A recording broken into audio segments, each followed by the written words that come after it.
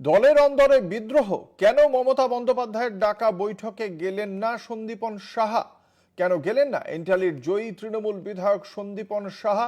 এই নিয়েই চর্চা চলছে। ইতিমধ্যেই সন্দীপন সাহাকে বহিষ্কার করা হয়েছে তৃণমূল কংগ্রেসের পক্ষ থেকে। সন্দীপন সাহার এই বিষয়ে কি বক্তব্য শোনাবো। साफ था कि कौन दल नेता बनेंगे, कौन उपनेता बनेंगे और कौन चीफ व्हिप बनेंगे। अब 15 साल सरकार में रहने के बावजूद भी प्रोसीड्यूर फॉलो किए बिना ये रेजोल्यूशन जमा हो जाता है असेंबली में और उसके बाद उस पर छानबीन शुरू हो जाता है क्योंकि वो प्रोसीड्यूर, वो प्रोसेस, प्रोटोकॉल नहीं माना गया है। अभी वो सब जुडाइज हो चुका है। अभी फिर मीटिंग बुलाए हैं। अब क्या प्रोसीड्योर का जानकारी लेके ये मीटिंग बुलाया गया है, ना कि फिर से एक रेजोल्यूशन में साइन करा के फिर वो सबमिट कर दिया जाएगा, फिर उस पर कंट्रोवर्सी होगा। देखिए, सबसे पहले जो कानून है, जो नियम है, इसकी जानकारी होना ज़रूरी है और वो जानकारी करने के बाद एक सिस्टम फॉलो करके ही एक प्रोसेस में आप आगे बढ़ सकते हैं, जो प्रोसेस यहाँ पे फॉलो नहीं हुआ है। इतना दिन का एक दल पहले भी विरोधी में थे, फिर सरकार में आए, आज विरोधी में गए हैं, लेकिन प्रोसेस फॉलो करना ही भूल गए। ये मुझे बहुत ताज्जुब लगा। तो इसलिए मैं व्यक्तिगत स्तर पे मुझे लगा कि इस मीटिंग में जाके कोई फ़ायदा नहीं है, क्योंकि इस मीटिंग में जाके कुछ निकलेगा नहीं। फिर से वही बातें होंगी, फिर से वही कहा जाएगा, किसी की बात सुनी नहीं जाएगी, सिर्फ अपनी ही बात की जाएगी। तो जहाँ हमको भी अपने बोलने का मौका नहीं मिलेगा, जहाँ प्रोसेस फॉलो करके विधानसभा का क्या कानून है उसको मद्देनज़र रखते हुए अगर आप आगे नहीं बढ़ पा रहे हो, तो मीटिंग में जाने का मतलब है वक्त ज़ाया करना। इसलिए मैं नहीं गया। কথা বলবো, আমাদের সঙ্গে রয়েছেন নিউজরুম থেকে আমাদের বিশেষ প্রতিনিধি দেবজ্যোতি ঘোষ। সন্দীপন সাহা, ঋতব্রত বন্দ্যোপাধ্যায়কে ইতিমধ্যেই তৃণমূল কংগ্রেসের পক্ষ থেকে বহিষ্কার করা হয়েছে। সন্দীপন সাহা, ঋতব্রত বন্দ্যোপাধ্যায়ের সেক্ষেত্রে পরবর্তী অবস্থান বা পরবর্তী গন্তব্যের বিষয়ে রাজনৈতিক মহলে কি চর্চা, এবং তার পাশাপাশি এটাও জানতে চাইব যে বাকি তিনজন যারা সিআইডিকে জানিয়েছেন যে তারা ওই স্বাক্ষর করেননি, সেই তাদের নামগুলোও আজকে মুখ্যমন্ত্রী শুভেন্দু অধিকারী বলেছেন। তাদের বিষয়ে তৃণমূল কংগ্রেস কি পদক্ষেপ করতে চলেছে, কি জানা যাচ্ছে দেবজ্যোতি? দেখো, যাদের বিরুদ্ধে তদন্ত করা হচ্ছিল তারা সকলের, তাদের বিরুদ্ধে কিন্তু তৃণমূল কংগ্রেসের পক্ষ থেকেও তদন্ত করা হচ্ছিল।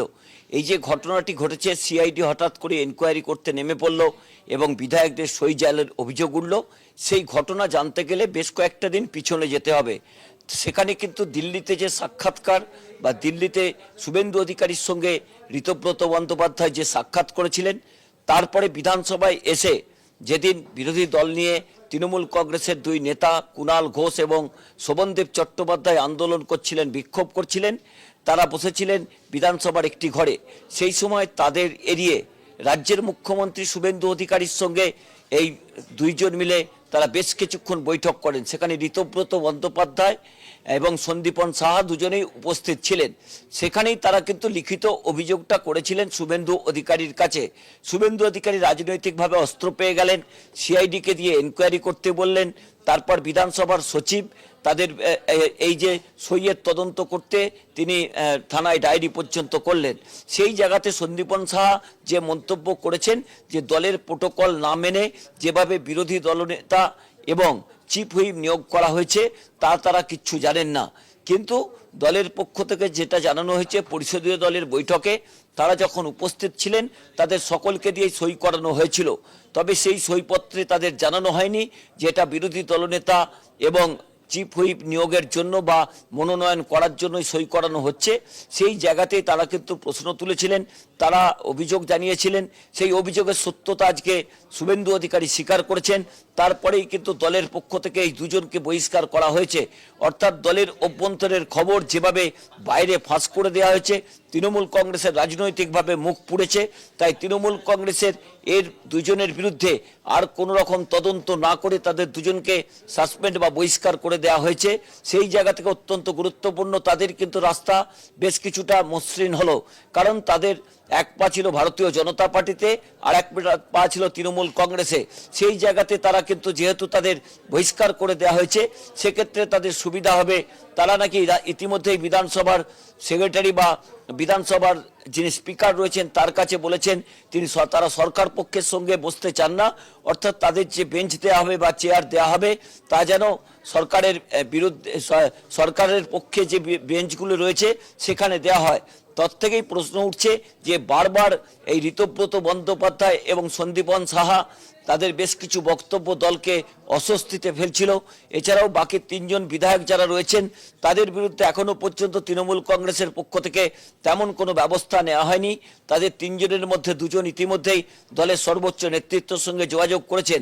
সেই জায়গাতে সন্দীপন সাহা এবং ঋতব্রত বন্দ্যোপাধ্যায় তারা গত কয়েকদিন ধরেই যেভাবে দলবিরোধী মন্তব্য করছিলেন তাতে দলের ভাবমূর্তি নষ্ট হচ্ছিল। দলের অভ্যন্তরীণ তথ্য বিভিন্ন জায়গায় তারা দিয়ে বেড়াচ্ছিলেন বা তারা অন্য জায়গাতে সাপ্লাই করছিলেন, সেই অভিযোগগুলো উঠছিল। সেই জন্য দল বিরোধী কাজের জন্য শৃঙ্খলা রক্ষা কমিটি তাদের সাসপেন্ড করেছে এবং সে বহিষ্কার করেছে। এই বহিষ্কারের পরে এখনো পর্যন্ত তাদের সঙ্গে যোগাযোগ করা সম্ভব হয়নি। কিন্তু আজকে রাজ্যের মুখ্যমন্ত্রী শুভেন্দু অধিকারীর বক্তব্যের পর এই উলবেড়িয়া পূর্বের তৃণমূল কংগ্রেসের বিধায়ক ঋতব্রত বন্দ্যোপাধ্যায় এবং এন্টালির বিধায়ক সন্দীপন সাহাকে তৃণমূল কংগ্রেস বহিষ্কারের সিদ্ধান্ত নিয়েছে। তবে তাদের আগামী ভবিষ্যৎ কি? তারা কি সরকার পক্ষের বেঞ্চে বসবেন নাকি নির্দল বিধায়ক হিসেবে বসবেন তা জানার জন্য আরো কয়েকটা দিন অপেক্ষা করতে হবে। অঙ্কুর, দেখেছিলাম আমরা দেবজ্যোতি যে এর আগে মহারাষ্ট্রে উদ্ধব ঠাকরের যে সরকার ছিল সেই সরকারটা ভেঙে গিয়েছিল, শিবসেনার একটা বড় অংশ একনাথ শিন্ডের নেতৃত্বে বেরিয়ে আসে এবং তারাই এই মুহূর্তে প্রধান শিবসেনা বলে মানে নির্বাচন কমিশন তাদের স্বীকৃতি দিয়েছে। এক্ষেত্রে যেহেতু 60 জনের মতো বিধায়ক গতকাল তৃণমূল কংগ্রেসের দপ্তরে উপস্থিত ছিল না, সেক্ষেত্রে এবং তার পাশাপাশি আমরা দেখতে পাচ্ছি এই বিদ্রোহটা তৈরি হচ্ছে, যে বিদ্রোহের কথা তুমি বললে, সেই বিদ্রোহ থেকে এই মুহূর্তে তৃণমূল কংগ্রেস কি ভাবছে যে মূল তৃণমূল কংগ্রেস থেকে যদি এই 60 জন বেরিয়ে যায় দলত্যাগ বিরোধী আইনের কবলেও পড়বেন না তারা, এটাকে তৃণমূল কংগ্রেসের অন্দরে এ নিয়ে কি চিন্তা ভাবনা? দেখো, তা নিয়ে কিন্তু ভারতীয় জনতা পার্টি যে একদম চুপ করে বসে রয়েছেন তা নয়। ভারতীয় জনতা পার্টির একটা শ্রেণী কিন্তু চাইছেন যে তৃণমূল কংগ্রেসকে দুটো ভাগে ভাগ করতে। আজকে তৃণমূল নেত্রী মমতা বন্দ্যোপাধ্যায় কিছুক্ষণের মধ্যেই একটা সমাজ মাধ্যমে তিনি বিবৃতি দেবেন এবং সেক্ষেত্রে তিনি কি ব্যবস্থা নেন তার দিকে তাকিয়ে রয়েছে রাজনৈতিক মহল। তবে অত্যন্ত গুরুত্বপূর্ণ, যেভাবে একেবারে গৃহযুদ্ধ শুরু হয়েছে তৃণমূল কংগ্রেসের মধ্যে, তাতে দলকে টিকিয়ে রাখা তৃণমূল কংগ্রেসের কাছে অত্যন্ত গুরুত্বপূর্ণ। সেই জায়গাতে কিন্তু বেশ কয়েকজন বিধায়কের সঙ্গে আজকে সকালে যোগাযোগ করা হয়েছে। 60 থেকে 65 জন বিধায়ক এখনো পর্যন্ত তৃণমূল কংগ্রেসের সঙ্গে আছেন। গতকাল যেভাবে বৈঠক থেকে এড়িয়ে গেছিলেন, সাম্প্রতিক পরিস্থিতির জন্য অনেকেই ভয় পাচ্ছিলেন, তাই তারা আসতে চাইছিলেন না, সে কথাই তৃণমূল কংগ্রেস বলছেন। যদিও তৃণমূল কংগ্রেস নেতা কুণাল ঘোষ বলেছেন দলের কাজকর্ম রয়েছে, অভিষেক বন্দ্যোপাধ্যায়ের উপর যে আক্রমণ হয়েছে তার বিরুদ্ধে তারা প্রতিবাদ করছিলেন, সেই জন্য তারা উপস্থিত থাকতে পারেননি। তবে আরো কয়েকটা দিন অপেক্ষা করতে হবে যে একেবারে মহারাষ্ট্রের রাজনীতি বাংলার রাজনীতিতে প্রবেশ করে কিনা।